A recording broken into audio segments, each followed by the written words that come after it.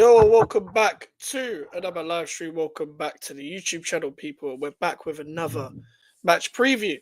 The fixtures are piling in. We just had one on Monday, of course, and now we're on Thursday talking about one on Saturday. So we've got one on Boxing Day, one against Liverpool. Yeah, it's going to get long, people. We're going to have to talk about this club a lot more, unfortunately. But listen, if you guys do enjoy the stream, make sure to leave a like and subscribe if you're new. We're trying to hit 1K as soon as possible, people. And yeah, shout out to Nick as well. Hey, Max. Big up to Nick. Hope you're doing well. We're coming up against the Brighton side who are not on form right now. They're not on form. I've seen the Fulham game and Palace games where they previously lost and stuff like that as well. They've had a good start to the season. I was actually not entirely convinced with this Brighton side when I first saw it, when under the Hertzler regime, where I thought they don't look as fluid as they would usually under like a De Zerbi or a Potter, like in possession. But at the same time, not only does it still take time, even though they've got similar players and the managers they hire in advance have all got similar styles of play to each other, so they don't really have to get used to each other that much. It's also a case of the fact that they've improved. They've improved. So I was originally wrong with my original statements about them. However, they're not on a great run of form right now. However, where West Ham. Now let's have a look at some of their fixtures just real quick. I just want to see their last few fixtures because I don't think they're on good form. So since the end of October, lost to Liverpool back-to-back. Obviously, they beat Man City. They beat Bournemouth as well. So they were on like 3-game streak, but it started here. It started in that Southampton game where they drew at home to Southampton. And obviously, if you drop points, Russell Martin, Southampton, and just that Southampton squad in general, you're going to take it to heart. And to be fair, Brighton had that all under control, but their problem was finding the second goal. And against that Southampton defence, compared to Brighton's attack, they should have found a couple more goals. And then lost to Fulham. They lost to Fulham in midweek. They were terrible against Fulham. Like, it was a bad setup from Hertzler as well, going to the 3 at the back. Also having a stupid as well, the centre-backs in possession and stuff like that. It was very on the front foot, don't get me wrong, but they didn't break Fulham down. And listen, Fulham are giving a few teams problems. For some reason, Fulham are quite a weird team. They draw to Fulham and draw to Liverpool and Arsenal, beat Brighton and then lose to Wolves. Like, they don't make any sense. They also drew to Leicester after being 2-0 up. I saw the highlights. It's like good play from Van Nistelrooy put on extra strikers. So there you go. And also Crystal Palace. Crystal Palace at home. Listen, that's a game that Brighton usually get at least a point. That game's usually a draw in terms of that fixture. It's a rivalry. It's not a derby, it's a rivalry. It goes back years. So they didn't turn up for that. Palace hit them on the counter. Good cross in from Tyrick Mitchell for the first goal, and they got outplayed by Glasner. But coming against us, they have a great record against us. Shout out to Mustafa as well. They've had harder fixtures than Lopetegui. They always be up for West Ham fixture, Mike. I think we've all come to the point where we've all pretty much played the same teams about now anyway, so that kind of doesn't really matter at the end of the day. But they're still higher than us. They're coached better than us, and they'll probably beat us. Well, I think it'll probably be a draw, just because it seems like one of them games where it might be quite tight. So it is what it is. When's the last time West Ham won at home? Since up to what you think we have it? Oh, against Brighton. Yeah, the last time we beat them was probably at Upton Park. It was like 6-0 in the Championship. I went to that game as like a 9-year-old kid. So that was probably the last time we beat them, because we haven't beaten them at home. The only time we beat them in general in the Premier League was last season when we beat them 3-1 away from home, which was a shock in itself. I doubt we win this match. I don't think we win, put it that way. We might draw, we might lose. Hammers may not hammer Brighton. I'm going 1-1. Yeah, I think that seems about right. I'd probably go over draw as well. Just guessing on the fact that it's going to be quite tight. It's going to be quite congested in midfield. We've obviously proven that we've got the individual quality to just about get over the line. But then again, we didn't create anything against Bournemouth. We just got a lucky penalty. But then again, you create your own luck. So maybe we do the same thing. Maybe we do the same thing where we come up against Brighton and we just create our own luck. We create our own luck where we're peppering them with runs down the line, cross goes in, etc. It might be like an own goal or something. Or someone might actually turn up. Maybe someone like a Jared Bowen will get a goal. But it also comes down to the manager's lineup. So listen, quick thing, yeah, like rest in peace to Lopetegui's dad. That must have been hard for him to go through. Obviously, I know his dad was ill before that. His dad sadly passed away, so rest in peace to Lopetegui's dad. The fact that he's even come back for the Brighton game, fair play to him. Fair play to him. I would have taken it. I expected him to take the game off, maybe let the coaching staff run that, but that must be hard at the end of the day. That must be hard. I think it'll be a 2-2 draw. It'll be a good game.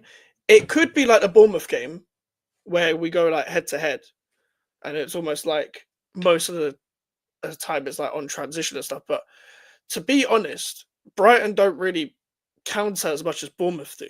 They have the pace to, but I think it's going to be a lot of them keeping the ball. I think we'll struggle a lot more in this match than Bournemouth, because as much as Bournemouth are kind of a possession-based side, they're also a team that goes a little bit more direct than Brighton. Because we don't press, and because this Brighton team, the only reason where you could really play against this Brighton team is either stay really, really tight, like we did last season, or press them really, really high. The problem is we don't do either well. So I feel like they're going to find a lot of gaps. The only thing that's really saying is the fact that we've been in these games before throughout the season where we've been dominated. We've been dominated, but we still get over the line because of our individual quality. Rest in peace to Lopetegui's dad. Mike's May, I feel like it would be a draw, but considering the form Brighton are in, that would feel like a loss to me. I've heard the coach job is between Allegri and so I don't think the manager's getting sacked anytime soon. The Matoma, Enciso, and Dingra, listen, that's a good front three. They've also got Rutter, João Pedro, Danny Welbeck when he's fit. Good attacking option. Shout out to Warrior. Might just end the game already, for fuck's sake. That's exactly my thought. Exactly my thought process. Not gonna lie, I don't really care at this point about the season. I don't really care about the game. I just want the season to end. I want the season to end. I would happily stop the count right now. If the season ended tomorrow, I wouldn't give a shit. I wouldn't care. I don't want to watch any more of this. I don't, especially against the Brighton side, where they may not be on form right now, but who better to turn your form against than West Ham? They're not going to carry on going like losing games like this. With that, we won't beat them. Put it that way. I'll be surprised if we beat them. Yeah, we got Bournemouth at home. It'll be tougher against Spurs. This is the thing with us as well. Like, we turn up in the games where we don't expect to really turn up, but against mid-table teams and the other teams that we expect to beat, we lose. I don't expect to win, but I demand a win. I only demand 3 points. Apparently it's 7 to 12 months his return, so he's out for the rest of the season anyway. But it's 7 to 12 months for full recovery. That's what I've seen. That's what I've seen online. So probably not going to see him for a while. And his contract expires in May. So in June. Sorry, I'm kind of curious to know if he's going to get like a year extension or whatever, just to help him rehabilitate and recover at the club, and maybe he gets a send off for the next year or whatever. Because I suspected this was going to be his last year at the club before the accident happened. So I'm kind of interested to know how that develops, to be honest. If I'm talking about team news, I feel like I don't know what I'm going to get with this manager. When I saw the lineup last week, Kudus on the left, Bowen up front, Paquetá on the right, and then Paquetá and Bowen just kept swapping. I didn't like that. Obviously, Fulcrook actually became a presence when he came on, a proper target man and stuff like that as well. But we didn't give him the ball apart from once. And that was the time when we got the penalty. However, is he ready to start? Maybe just ease him back in, pause, and then just maybe give him maybe something on at halftime, or maybe just give him a similar amount of minutes as we did for the last game. So there you go for that. Shout out to Musty as well. Big up Mike's, everyone like and sub. Shout out to Musty as always. Confirmed Brighton team news for West Ham. Joel Veltman is back. Oh, great. Matt O'Reilly will train today, and Danny Welbeck is not in the best shape. Danny Welbeck has such a good record against West Ham as well, so that's for us to get away with. But despite the fact that Danny Welbeck may not be there, they've also got Jorginho Rutter and Pedro. Jorginho Rutter is a great signing. He's been decent when I've seen him play. He can play in the 10 and up front, and he suits the 4-2-3-1 system as well. He likes so almost playing similar to how an old school 4-4-2 would work, where he drops deep and then there's a runner beyond him, which is why him and João Pedro work so well together. Because João Pedro could also play higher up front or just in the 10. Correct me if I'm wrong. In Brighton, your bogey team, yeah. The only time we beat them was last year at their ground. We beat them 3-1 under Moyes against De Zerbi. Every other time we've lost or drawn against Brighton. The fixture of this last season was, funny enough, on New Year's Day, or I think New Year's Day or the 2nd of January, and we drew 0-0 at home. We drew 0-0 at home, which was boring game again.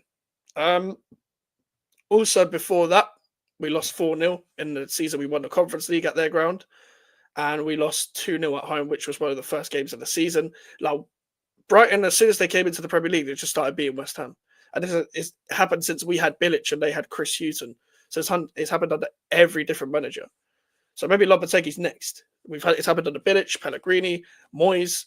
So maybe Lopetegui's next when it comes to losing against many Brighton teams. This is long, man. That 0-0 game, I regret watching that. Yep. I think that was live as well. I think that was on Sky in the UK as well. So, like, this is the thing. Mike's don't think Taniba wants to be anymore. So playing with a so-called broken toe. I don't know. I wouldn't be surprised if he's fallen out with if it's because of the fallout with the manager. But at the same time, I wouldn't want to play at this team either if I'm being managed under Lopetegui.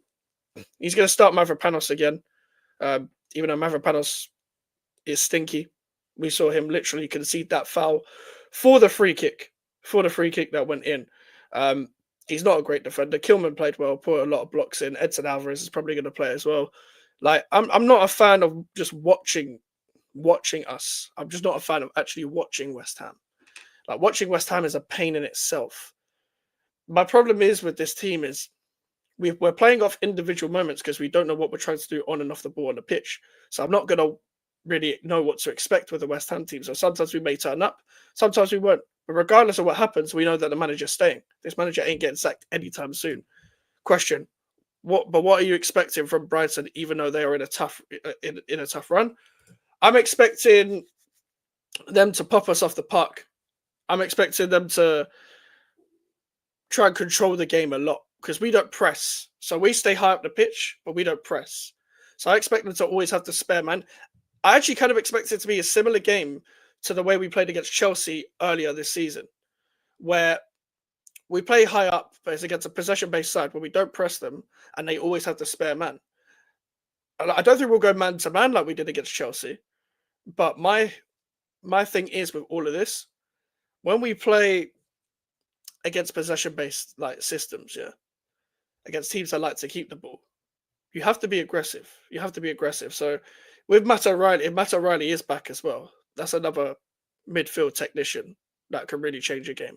Carlos Baliba is someone to watch out for in the midfield. That guy is very good on the turn, very good at getting the ball from the back four and just driving on with it.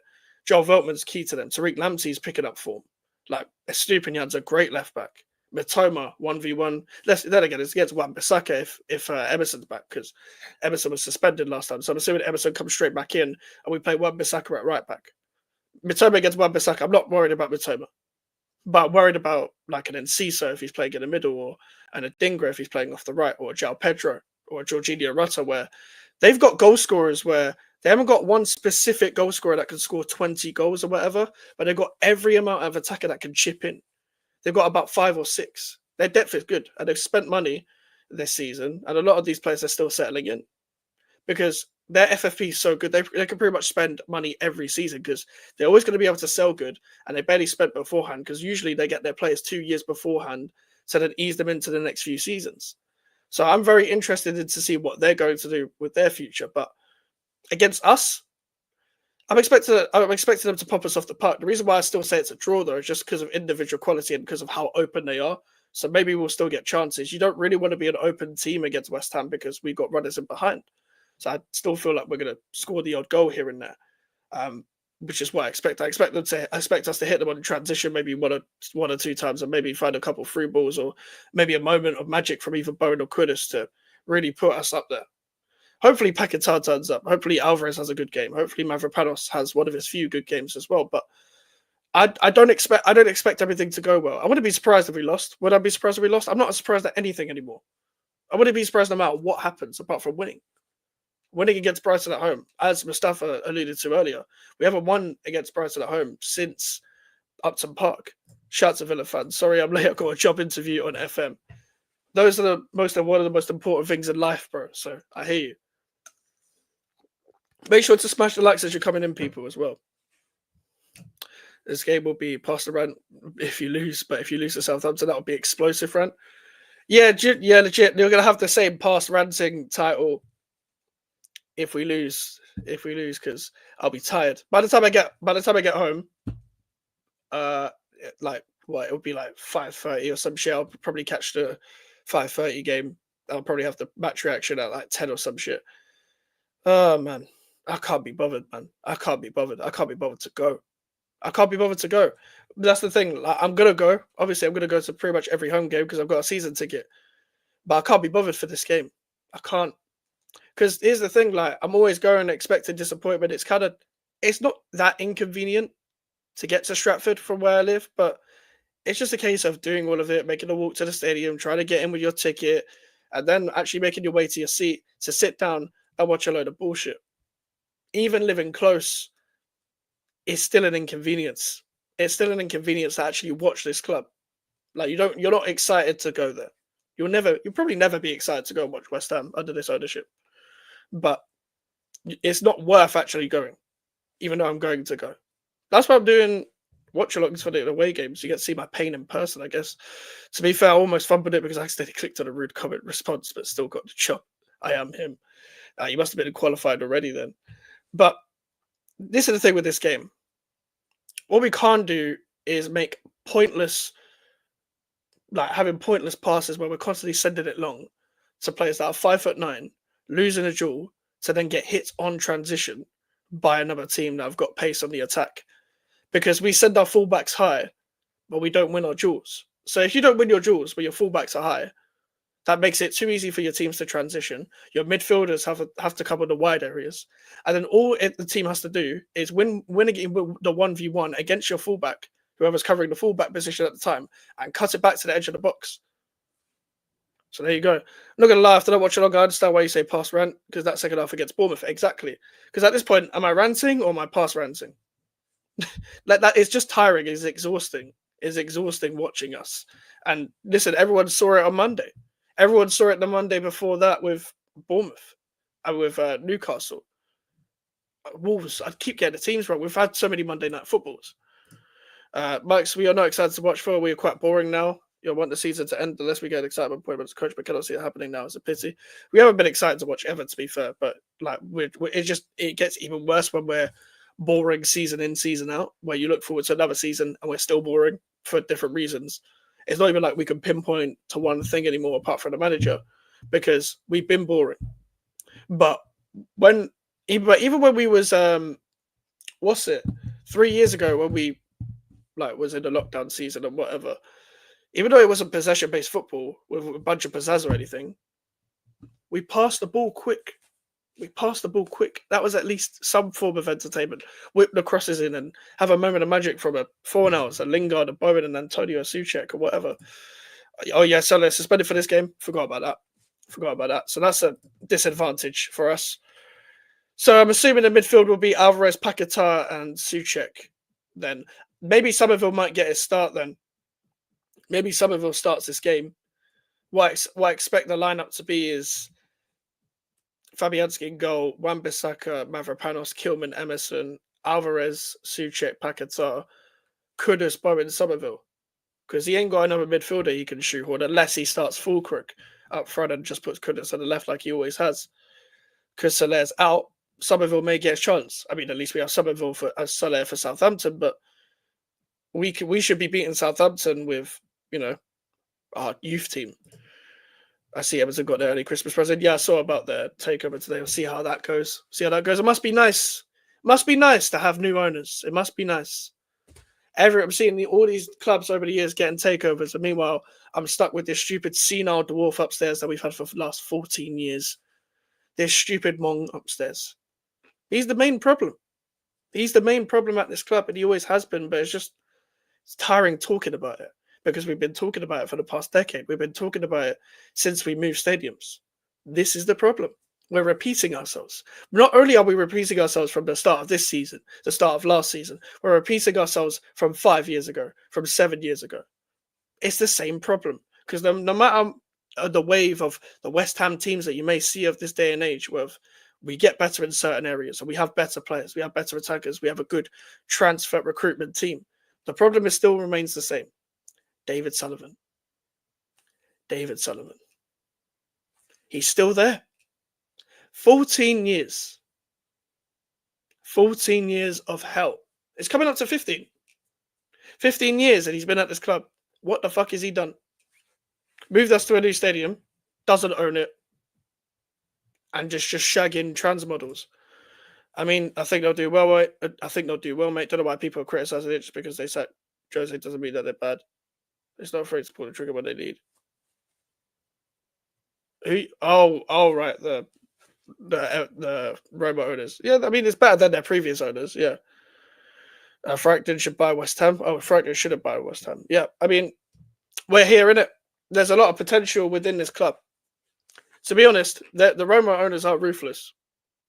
So you can expect a bit more ruthlessness and maybe more of a higher standard. They got to get through this season and we'll see what comes from them in the next season, innit? But we're stuck. We're stuck. Now, we have a lot of potential. There's a London club that can potentially challenge for the top 6 season in, season out if ran properly. With the players that we have, potentially could get in the Champions League. It could. But the manager, the owner, these are the problems. And who hires the manager? The owner. This is the problem. You're never going to get anywhere with Lopetegui in charge. You're never going to get anywhere with David Sullivan in charge unless David Sullivan actually hires, stumbles upon a good free agent manager. They sacked 4 managers in 2024, I think, is that record. I'm not too sure, but you kind of got to look at them for hiring the same managers as well. Lopetegui has to set up the best front 3-4 transition, follow what Maresca did against Brighton and give them the ball. Yeah. So that's probably Bowen, Kudus, and Somerville if we're talking 3 best for transition because Antonio's not here. So prime Antonio would hold up the ball and run down the channels, wrestle off defenders, and then we hit them on transition. We don't even look like a good counter. We haven't looked like a good counter-attacking team for a few years, which is probably why we won't exploit them as much as we should. But Bowen on the counter is still brilliant. Kudus on the counter. But we don't dedicate enough bodies forward. The problem is we're set up now where a lot of the players around the pitch are always want the ball short. They don't want to run in behind. Unless Paquetá has the ball and then he forces the pass and then we lose the ball. This is another problem that we have because there's no cohesion. There's no patterns of play. There's nothing that's being worked on. We can't see anything that's being worked on. I can't anyway. I can't see anything that's being worked on because we're playing off individual moments. We're playing off the fact that these players have played with each other for a long time. So maybe they've got an understanding and a relationship now. But to be honest, have they? Have they even got a relationship on the pitch anymore? They do off the pitch. But they don't even look like they've played together before. They don't. Because they're not coached properly. I think I read somewhere that if they somehow sacked actually someone next summer, they could bring in like Paul Sarri, so they've got Paul. I mean, yeah, we'll see. We'll see with Everton. This is my thing, yeah? This is my thing. They're going to dedicate bodies. As Lord said, we need to just hit them on transition. Set up the best front 3-4 transition because Paquetá is actually good at putting through balls in for transition. They're going to dedicate bodies forward. We've got the defence to withstand them at times. It's just the problem is not the individuals, it's the structure. It's the structure of the team. That's my problem with it. So what I want, get the ball, make it quick, and go back to what West Ham were a couple of years ago, I guess, in 2021, and hit them on transition, attack into space, shoot on goal. That's what we need to do. We need more shots. Think about the Bournemouth game, yeah? Carlos Soler had a chance, I think it hit the post or went wide. Bowen hit the bar. Souček's shot was deflected wide. We had the Fulkirk chance against the keeper. That was it. We don't really have many big chances. None at all, really. We're not testing keepers. The only time we tested Everton was right at the end, and we drew 0-0. The only time we tested Arsenal's keeper was the free kick, the 2 goals we had, and that was it. The only time we tested, we beat Newcastle. The only time we tested Wolves really was the goals. We didn't pepper them. We don't pepper teams. We waste possession, waste passes, look lost on the pitch all the time. It's just sad to watch. I think I read Loppy's dad died today. Yeah, he died yesterday. So yeah, it must be hard to go through. Obviously, rest in peace and all that as well. I'm surprised he's come back to this country for this game in general. 94 is a mad age though. 94 is a great age to reach. So fair play, fair play. It's like a celebration of life almost. It's the way you got to look at the end of the day. Look at the positives, but must be hard to go through. Now apparently he's back. Apparently he's back for the game. He's going to make back for this game. So fair play to him for just getting on with it. But that actually explains why why Paquetá went to celebrate with him for the Bournemouth game. So I think this must have been there for a couple of days. I was confused of why Paquetá went to the manager to celebrate because none of the players like the manager, but obviously they understand what he's going through and stuff. What's it called? Paquetá celebrated towards the fans. Obviously, he kissed the badge and all that because of the transfer rumors of going back off his tweet, which, by the way, apparently was him singing a Christmas song on Twitter, not him wanting to leave West Ham, and then went to the manager to celebrate to embrace him. Yeah, listen, yeah, he was 94 in the end, and it's going to be hard for anyone to lose one of their parents. So, as much as I don't rate him as a manager, this is beyond football. We all know this. So, rest in peace, of course. Course, I did. I would have batted an eyelid if he didn't come back for the Brighton game. To be honest, I was like, yeah, whatever. Like, just go and do your thing, man. You take your time with that shit. It's like when Conte like took the loss of Vialli badly. Like when terms of like he left for a bit to go to Italy, no, or someone in his family was ill when he left Tottenham for a bit. When Stellini was in charge the first time, before he, had that run against Southampton and left. Like sometimes these things happen, and Conte took a break. I expected Lopetegui to take a similar break until like 1 or 2 weeks. Maybe I just guessed, but fair play to him. Fair play to him because sometimes people just need to get on with it, and they'll get over it. And they just need to be distracted. They need to work on the distraction and just get on with their job and stuff like that as well. So people deal with it differently, I guess. But fair play to him. Fair play to him. He's strong. He's strong. But going back to the game, I want to see a West Ham that I haven't seen all season, which I'm probably not going to see. I want to see a West Ham that's going to apply pressure. I want to see a West Ham that's going to, have a couple patterns of play where players are linking up with each other, players are creating, and players are putting shots on goal. That's what I want to see at the club.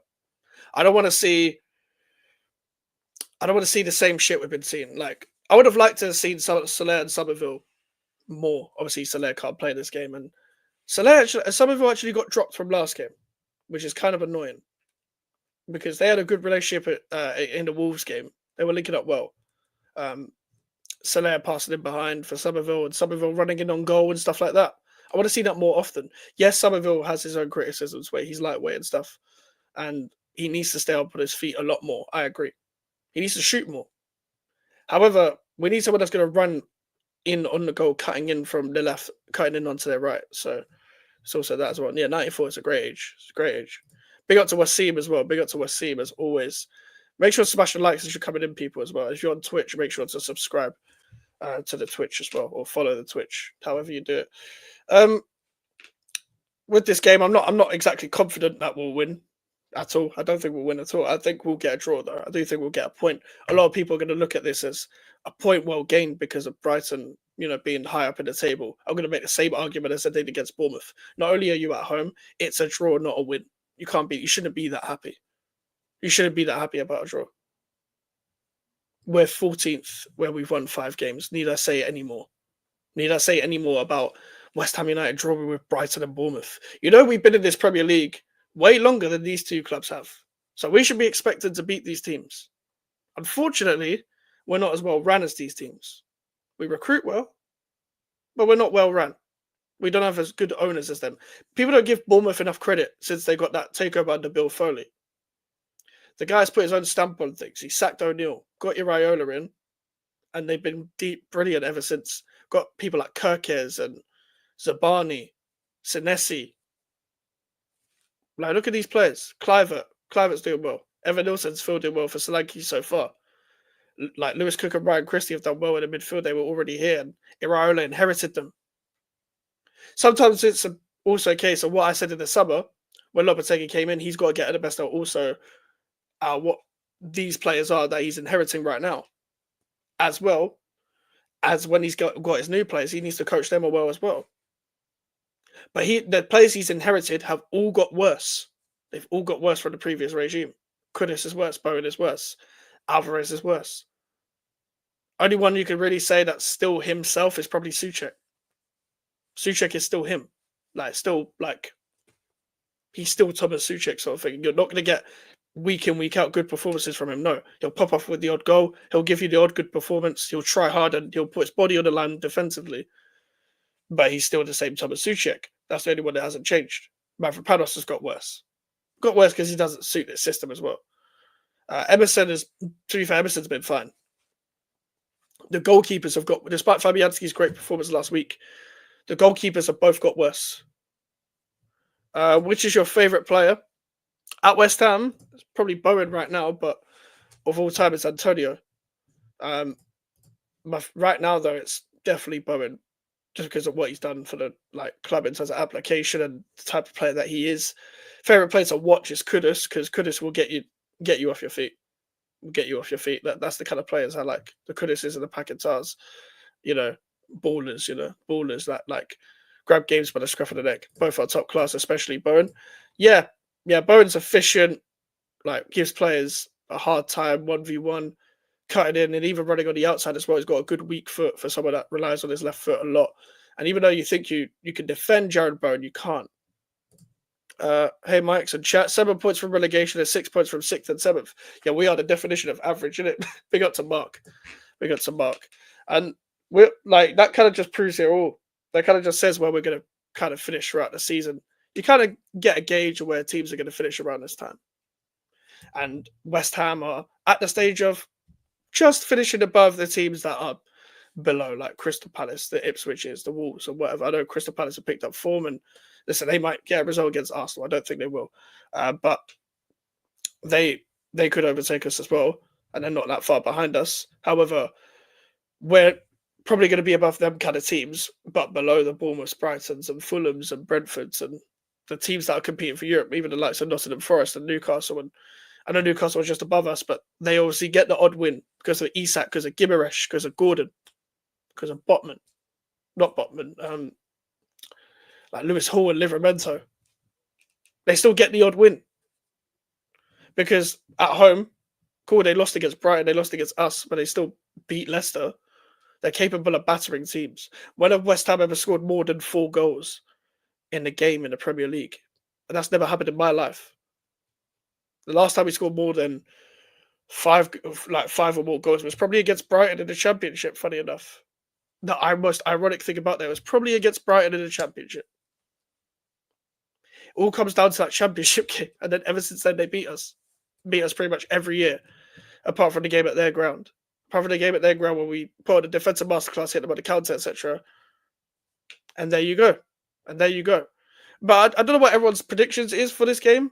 I'm saying a 1-1 draw. Personally, draw we'll do a lineup as well.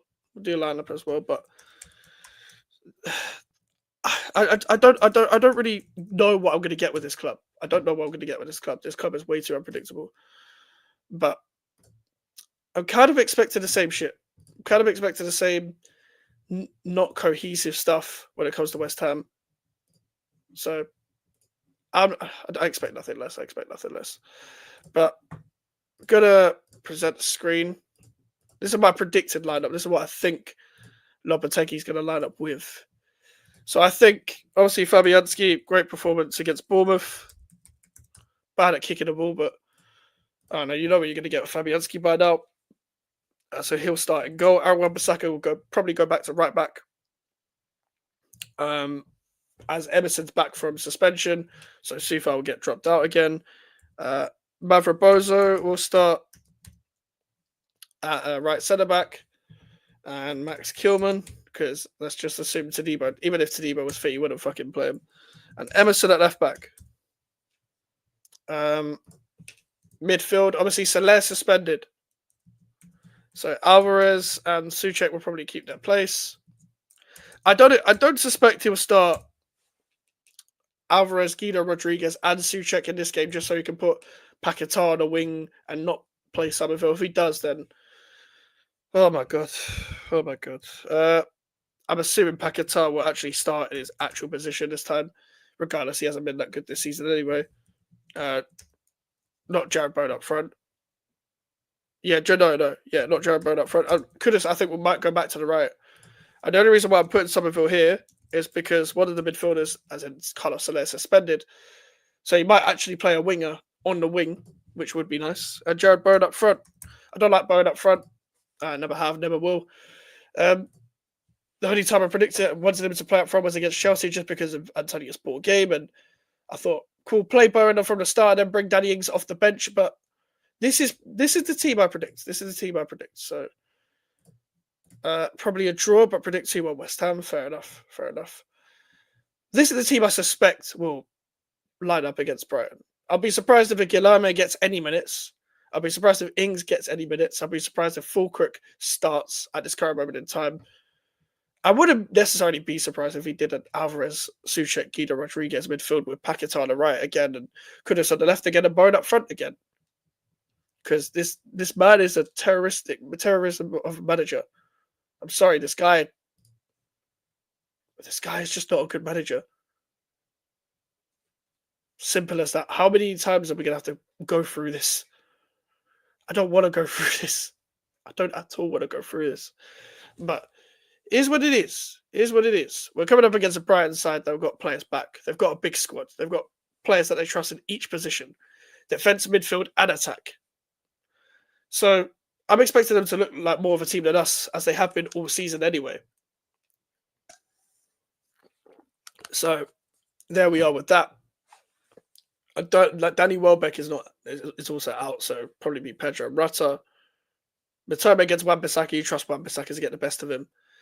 But it's the high line with no pressure on the ball high up the pitch that I'm really worried about in terms of us trying to get over the line and trying to win this game. I think we'll probably fuck up in terms of the structure of the team. But I do also think that we may get a goal. Not because we're good enough, but just off luck. Just off luck.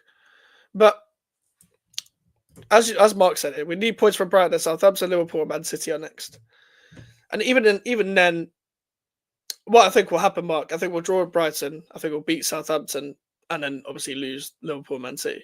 People can say, oh, but Man City right now, we're not going to beat Man City. We're not beating Man City. We're still too shit. Like, Man City still beat Nottingham Forest. Like, Tottenham are their bogey team and Man United is the Manchester derby.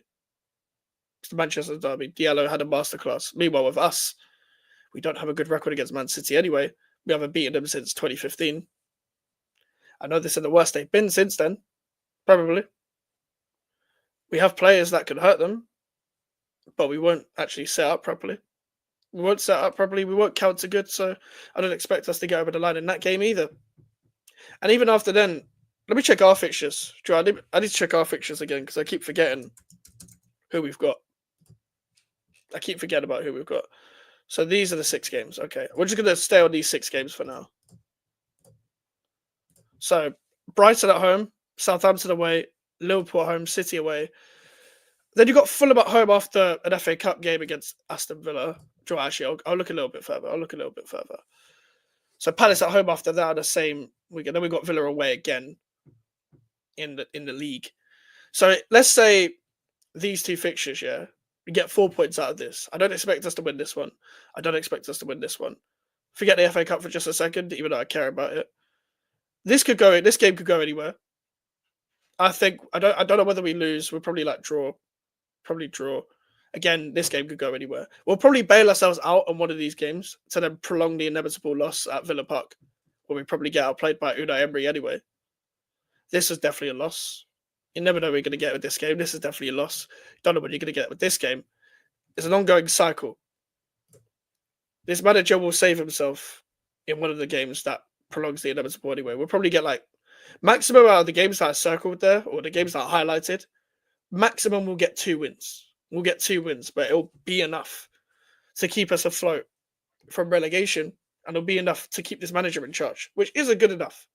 It isn't good enough for my standard of the club. But that's me. That's just me saying that. Obviously, people don't give a shit anymore. I don't give a shit about the club in terms of why should I care about the results when you lot don't care. But at the same time, I set this club to a high standard, as it should be. I don't settle for mediocrity because that's just not how the way I am. It's not the way I am. As I can't remember who said it in my chat the other day. We didn't move to the London Stadium to finish 14th. No, like as simple as that. Every team that changes stadium as well is always given false promises. We're one of them. We're one of the teams that's given false promises. We have the ownership that's been giving us false promises ever since they've been here. Ever since they've been here, and if it won't get toxic at home on the weekend because they'll probably be rallying behind all the tragedies that have happened around the club over the past few weeks. So even if we're losing 3-0 or whatever, which I don't think will happen, it's not going to get toxic towards the owner. But if we do have another battering this season, it needs to get toxic on the owner. Forget the manager for 1 second, because yes, the manager's going through. It's not just because the manager's going through something, but who hires the manager? We need to put all the energy on David Sullivan. Do something about it. Or leave. Leave. Don't come back to the London Stadium. I don't want to see him back here. I don't want to see him go to the games.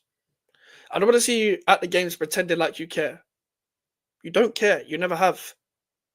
We could go through one day on one video where all the bad decisions this ownership has made. We can. We'll definitely do that video one day.